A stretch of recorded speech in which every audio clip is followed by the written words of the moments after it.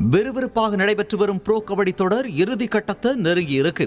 புனே மற்றும் பாட்னா அணிகள் இடையே நடந்த ப்ரோ கபடி தொடரின் முதலாவது செமிஃபைனல் ஆட்டத்தில் புனே அணி அபார வெற்றி பெற்றிருக்காங்க. 37க்கு 21 என்ற புள்ளி கணக்கில் வெற்றி பெற்ற புனே அணி 19 ரைட் பாயிண்ட்களையும் 13 டாக்கிள் பாயிண்ட்களையும் 4 ஆல் அவுட் பாயிண்ட்களையும் எடுத்தாங்க. பாட்னா அணி 16 ரைட் பாயிண்ட்களையும் 4 டாக்கிள் பாயிண்ட்களையும் எடுத்தாங்க. புனே வீரர் அஸ்லாம் மற்றும் பங்கஜ் மோஹித் தலா 7 புள்ளிகளை எடுத்து அசத்திய நிலையில டிஃபெண்டர்களும் தங்களோட பங்குக்கு சிறப்பா விளையாடி புள்ளிகளை பெற்று தந்தாங்க.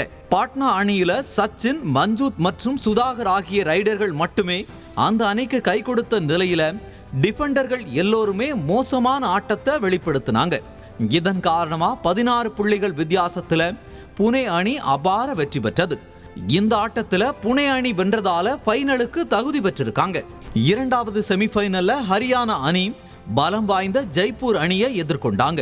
இந்த போட்டியில 31க்கு 27 என்ற புள்ளி கணக்குல பலம் வாய்ந்த ஜெய்ப்பூர் அணியை தோற்கடிச்சு ஹரியானா வெற்றி பெற்றது. ஹரியானா அணி 18 ரைட் பாயிண்ட்களையும் 11 டாக்கிள் பாயிண்ட்களையும் 2 ஆல் அவுட் பாயிண்ட்களையும் எடுத்தாங்க. ஜெய்ப்பூர் அணி 19 ரைட் பாயிண்ட்களையும் 6 டாக்கிள் பாயிண்ட்களையும் எடுத்த நிலையில 4 புள்ளிகள் வித்தியாசத்துல ஹரியானா அணியிடம் தோற்றாங்க. ஹரியானா வீரர் வினய் 11 பாயிண்ட்களையும் சிவம் பட்டாரே 7 பாயிண்ட்களையும் எடுத்து ரைடில் அசத்திய நிலையில அந்த அணியின் டிஃபெண்டர்களும் சிறப்பாக விளையாடி புள்ளிகளை எடுத்தாங்க. ஜெய்ப்பூர் அணியை பொறுத்தவரை அந்த அணியின் நட்சத்திர ரைடரான அர்ஜுன் தேஷ்வால் மட்டும் 14 புள்ளிகளை எடுத்து அபார ஆட்டத்தை வெளிப்படுத்தினார்.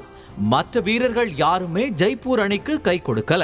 ஹரியானா அணி இந்த போட்டியில வெற்றி பெற்றதால ஃபைனலுக்கு முன்னேறி இருக்காங்க.